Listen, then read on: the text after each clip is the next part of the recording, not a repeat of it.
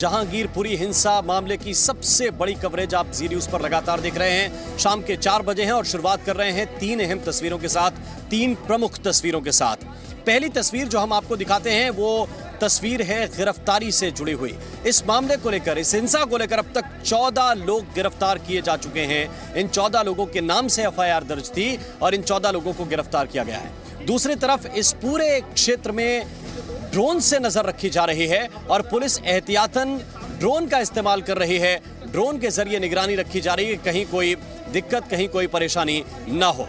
और तीसरी जो तस्वीर इस वक्त हम आपको दिखाने की कोशिश कर रहे हैं, ये तस्वीर भी बहुत ही महत्वपूर्ण है। इस मामले से जुड़े हुए कई ताज़ा वीडियो सामने आ रहे हैं और उन वीडियो में दिखाई दे रहा है कि किस तरह से पत्थरबाजी की गई और साथ साथ पिस्टल ताने हुए आरोपी भी नजर आ रहे हैं। तो 3 जो है तस्वीरें इस वक्त की हैं, ये तीनों अहम तस्वीरें। तो 3 तस्वीरों के बाद सीधे रुख कर रहे हैं इस वक्त की बड़ी खबर की ओर और असल में वो इस वक्त की एक बड़ी तस्वीर है जो दर्शकों को देखनी चाहिए। इस मामले से जुड़ी हुई एक तस्वीर जो सामने आई है उसमें पिस्टल ताने हुए एक आरोपी दिखाई दे रहा है। जी हाँ, इस मामले को लेकर आरोपी को गिरफ्तार कर लिया गया है, ऐसा दावा दिल्ली पुलिस कर रही है। जिस शख्स ने फायरिंग की उस फायरिंग करने वाले शख्स को गिरफ्तार किया गया है, लेकिन ये ताज़ा वीडियो इस वक्त सामने आया है और ये वीडियो हम इस वक्त आपको दिखा रहे हैं। जिस वक्त अफरा तफरी का माहौल था, चारों तरफ से पत्थरबाजी की जा रही थी, उसी वक्त का ये वीडियो बताया जा रहा है। इसमें पिस्टल ताने हुए एक दंगाई नजर आ रहा है। वीडियो में दोनों तरफ से पत्थरबाजी हो रही है और पत्थरबाजी के बीच पिस्टल ताने दिखाई दे रहा है दंगाई। आपको ये बता दें कि इस पूरी घटना में गोली भी चली और गोली में एक सब इंस्पेक्टर जिनका नाम मेधाराम है वो घायल भी हुए हैं। तो बंदूक भी जब्त की गई है, आरोपी को गिरफ्तार भी किया गया है। लेकिन ये वीडियो इसलिए देखना ज़रूरी है कि उस वक्त का माहौल कैसा था और कैसे जो दंगाई थे वो गोली चलाने से भी बाज नहीं आ रहे थे, पत्थर भी मार रहे थे, तलवारें भी निकालकर डराने की कोशिश कर रहे थे, लोगों को दौड़ाया जा रहा था। शोभा यात्रा में जो लोग मौजूद थे उन्हें दौड़ा कर मारने की कोशिश की जा रही थी, पत्थर छतों से भी फेंके जा रहे थे। और दूसरी तरफ जो था वो कुछ शख्स ऐसे थे जो पिस्टल का इस्तेमाल कर रहे थे, बंदूक का इस्तेमाल कर रहे थे और सिर्फ पिस्टल ताने हुए नहीं है, इसमें फायरिंग की भी बात सामने आई।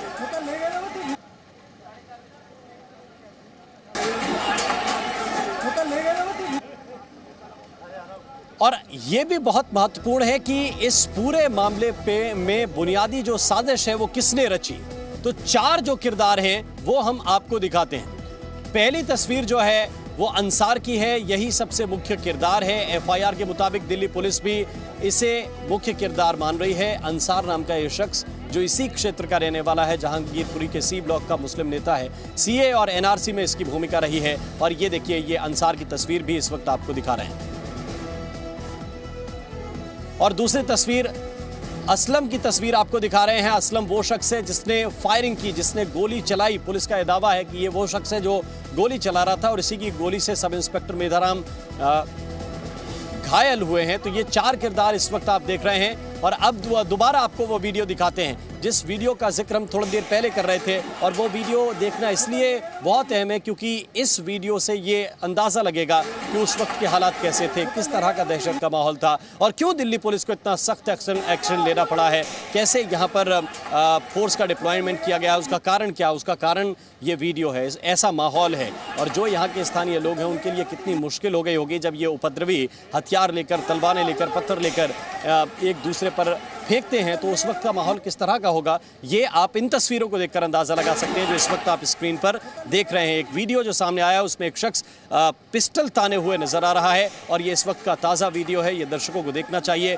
ये जहांगीरपुरी में जो हिंसा हुई, सी ब्लॉक जिसमें हम इस वक्त खड़े हुए हैं, ये वही इलाका है, ये वही चौराहा है जिस चौराहे पर धार्मिक नारे लगाए गए, भड़काऊ नारे लगाए गए, तलवारें लहराई गई और यहीं पर पिस्टल भी चलाई गई, यहाँ पर गोली भी चलाई गई। तो वो तस्वीर भी इस वक्त हम आपको दिखा रहे हैं जिसमें एक आरोपी पिस्टल ताने हुए नजर आ रहा है। इसके अलावा पुलिस अब लगातार कोशिश कर रही है कि स्थितियाँ आगे ना बिगड़ें। और आपको ये बताएं कि 14 आरोपियों को गिरफ्तार किया गया है, उनको रोहिणी कोर्ट में पुलिस ने पेश भी किया। पेशी के दौरान हमारे संवाददाता राजू राज वहां पर मौजूद थे। राजू राज ने आरोपियों से बात करने की कोशिश की है, आपको सुनवाते हैं। जहांगीरपुरी हिंसा के आरोपी तमाम को पुलिस यहां पर मेडिकल कल तमाम आरोपी यहाँ पर जिसको दिल्ली पुलिस ले जा रही है। क्या किए थे कल? क्या किए थे कल? क्या किए थे कल? क्या किए थे कल? तो तमाम जो हमारा आरोपी हैं इनको यहाँ पर ले जा रहे हैं। असलम क्या हुआ था? तमाम जो आरोपी हैं यहाँ पर पुलिस इनको ले जा रही है। तमाम जो आरोपी हैं ये देखिए, तमाम जो आरोपी हैं। असलम क्या किए थे? क्या किए थे? असलम क्या किए थे? तो ये असलम है जिसने फायरिंग की थी, गोली चलाई थी, और ये असलम है। असलम के परिवार वाले यहाँ देखिए, असलम। तो ये आप देखिए, तमाम जो आरोपियों को पुलिस ले जा रही है और यहाँ पर उसके परिवार मिल रहे हैं। राजू राज, जी मीडिया।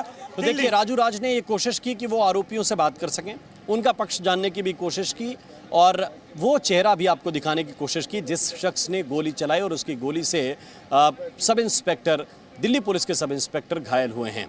एक बार हम फिर से आपको वो वीडियो दिखाते हैं जिसमें एक शख्स तमंचा थामे हुए नजर आ रहा है, बंदूक थामे हुए नजर आ रहा है, और वो इसी जगह का वीडियो, जिस जगह इस वक्त हम मौजूद हैं, वो इसी जगह का वीडियो है जिसमें फायरिंग करने की कोशिश करता हुआ एक शख्स दिखाई दे रहा है। जरा देखिए तस्वीर।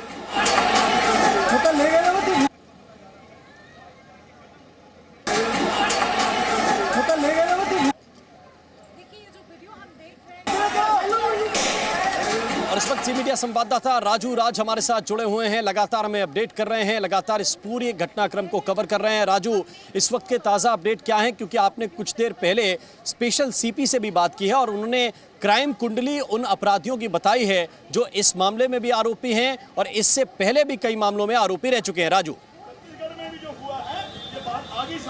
बता दूं राम कि इस पूरे मामले में special CP law and order Dipendra Pathak से जब हमने बात की तो सबसे पहले हमने जानने की कोशिश की जो अंसार है जिसके खिलाफ मुकदमा दर्ज किया गया था उसकी कुंडली क्या है। तो दीपेंद्र पाठक ने साफ तौर पर कहा कि जो अंसार है वो हिस्ट्री सीटर है, 7 मुकदमे दर्ज है।